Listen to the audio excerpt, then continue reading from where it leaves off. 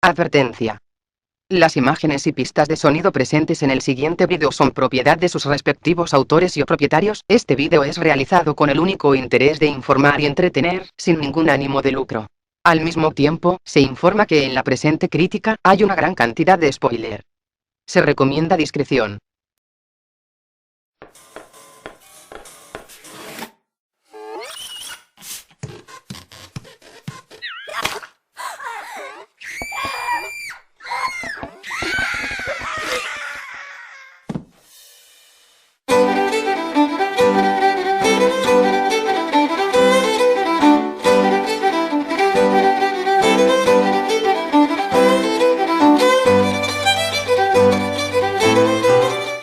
Desde que tuve la desdicha de ver la insultante Cars 2, y de, periódicamente observar los futuros proyectos que Pixar, por aquel entonces, tenía planeado para los años venideros, digamos que entré en una especie de crisis emocional, llenándome de prejuicios contra la empresa y menospreciando los futuros trabajos que aún no se estrenaban de esta.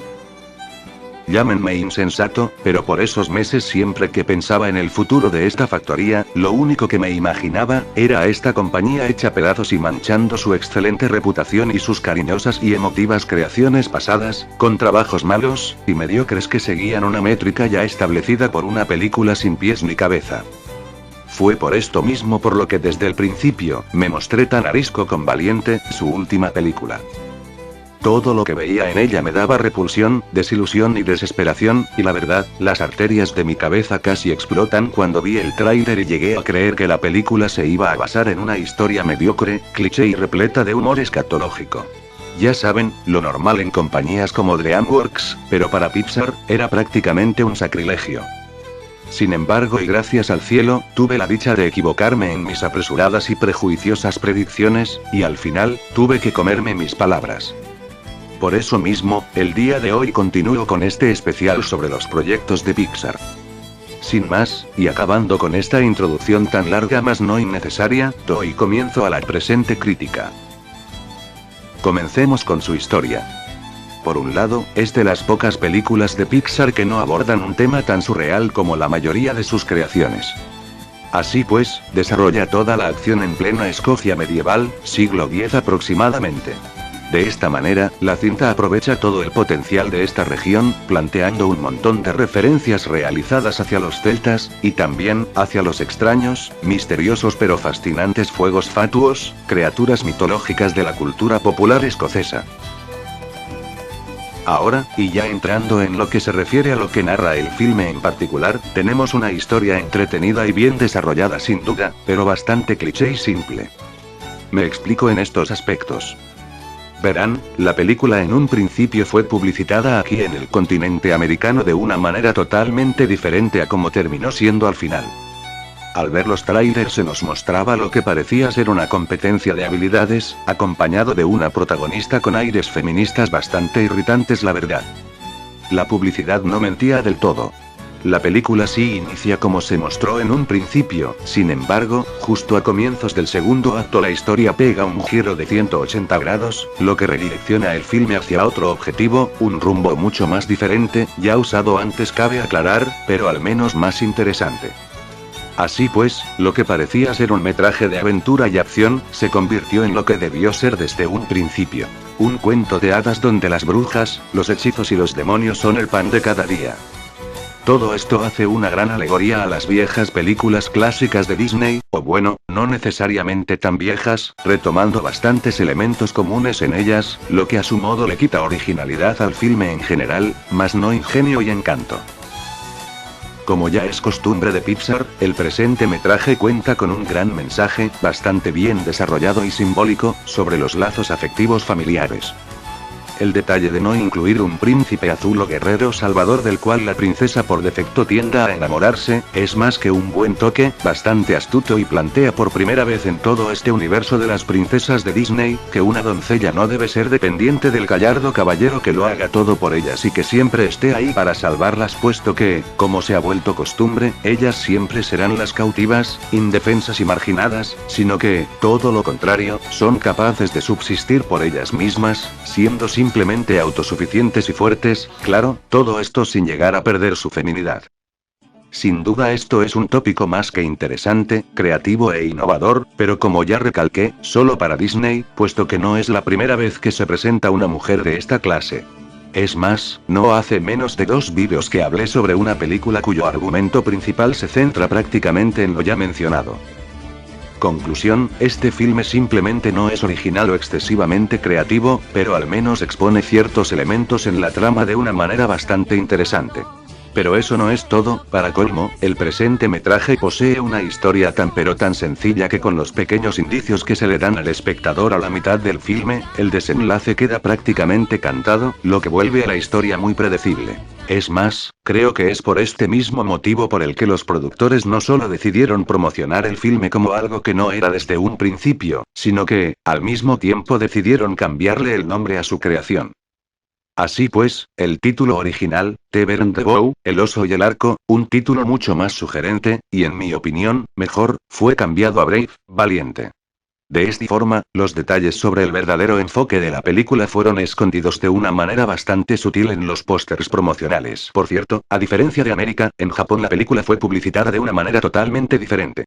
Allí, en el país del sol naciente, la película fue presentada desde un principio de una manera un poco exagerada, eso sí, pero quizá más acertada.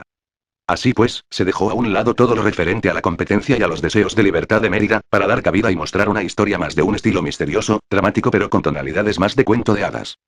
Si se preguntan por qué y para qué fue este cambio tan drástico en la publicidad de este producto, la respuesta, aunque no lo crean, está más clara de lo que imaginan. Ya les hablé en su momento del estrecho vínculo que tanto Pixar como Estudio Ghibli tienen entre sí, ya les hablé del homenaje que en su momento Pixar ha hecho a Ghibli en Toy Story 3. Este cambio en la presentación, y hasta incluso en el nombre del filme, no es más que un resultado de una rivalidad y al mismo tiempo, una afectuosa hermandad entre estas compañías, por no decir que es una gran estrategia publicitaria. Los que conozcan Estudio Ghibli saben que la mayoría de sus películas son protagonizadas por mujeres. De esta forma, y basándonos en esto, el objetivo de Pixar no fue más que abrirse de una manera distinta ante un mercado tan diferente al que están acostumbrados como lo es el japonés, quizá quitarles de la cabeza que esta película no sería tan convencional como las demás películas de Disney, gritar a los 4 vientos que sus películas también podían ser más profundas e interesantes y con heroínas que también pueden ser más que memorables. Esto, gente, es un detalle más que curioso, a pesar de que en gran parte esto pueda ser tomado como falsa publicidad, aún así, tanto la relación que estas dos empresas tienen entre sí, como el ingenio y audacia por parte de la rama de mercadotecnia de Pixar, es algo más que interesante, y un gran dato que todo buen cinéfilo debería conocer. La película presenta un repertorio de personajes amplio y sencillo, pero al menos y gracias al cielo ninguno de los personajes termina siendo molesto, irritante o inservible. Todos y cada uno a su manera aportan algo a la trama, siendo bastante simpáticos, carismáticos, agradables y con una buena evolución y desarrollo. En total, no tengo mucho que decir sobre los personajes, salvo por 3 cosas. En primer lugar, creo que los personajes varones en general carecen de cierta característica, cierto toque más que importante y vital de la población masculina de aquella época, cierto detalle que al no incluirse en el filme, bien podríamos estar hablando de que forma un error anacrónico medianamente grande en la trama. Este toque es, como era de esperarse, la tan censurable misoginia que se practicaba por aquel entonces, en plena Edad Media, una época más que turbulenta, más que despectiva frente a las mujeres y el cruel trato que se les brindaba. Sin embargo, en toda la película se ignora este aspecto, ni siquiera se tomaron la molestia de tratarlo sutilmente, cosa que ya se ha hecho antes y de manera ejemplar. En segundo lugar, agradezco bastante a los guionistas por no convertir el personaje de los trillizos en algo burdo, innecesario, irritante y superfluo. Curiosamente fue todo lo contrario, supieron tratar bien este personaje, desarrollarlo bien y darle utilidad en toda la trama, cosa que en cierto modo es un plot device un poco descarado, pero aún así, no deja de ser encantador, simpático, tierno y con bastante humor blanco. Y ya en tercer y último lugar, tenemos a la protagonista, la princesa Mérida. Debo admitirlo, es un personaje interesante, simpático, carismático, aventurero, algo mimado y caprichoso, lo que me recuerda a otra princesa de Disney, valiente por supuesto, pero sobre todo, colmada de una vitalidad, de un calor juvenil, de un espíritu indomable. Saben, siéndoles sincero, creo que la película hubiera quedado mucho mejor con ese nombre, indomable, puesto que esta palabra representa de manera ejemplar el espíritu, el valor o virtud más grande y representativo de la protagonista.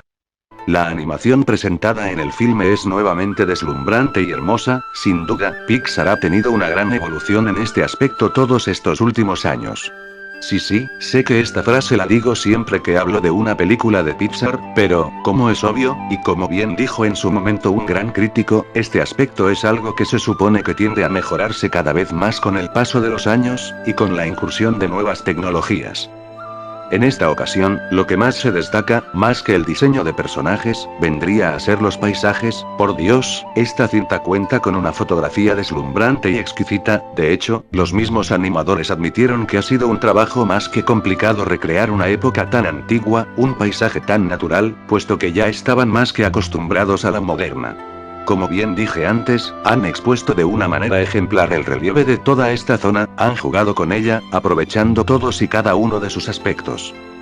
Al mismo tiempo, no podemos dejar pasar por alto el vestuario, que ha sido finamente trabajado, estudiado y diseñado, y en donde las texturas, los colores y las sombras son tan bien utilizados que se le es fácil al espectador distinguir de qué material está hecha cada prenda.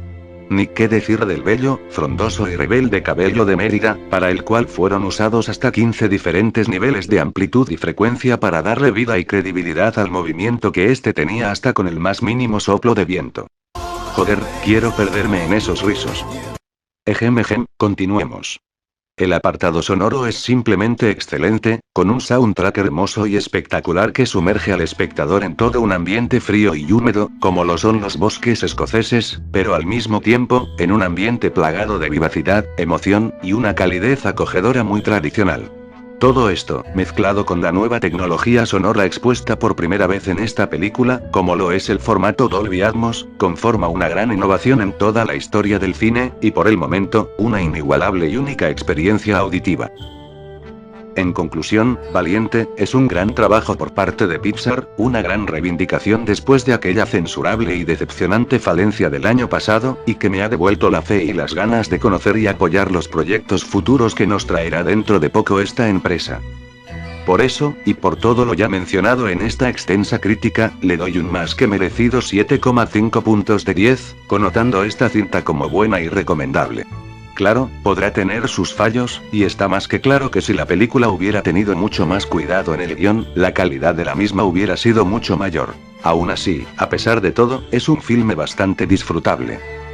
No siendo más y pidiendo disculpas por la quizá tan exagerada duración de este vídeo, les agradezco a todos por ver la crítica completa. Se despide el Mago Blanco, sayonara.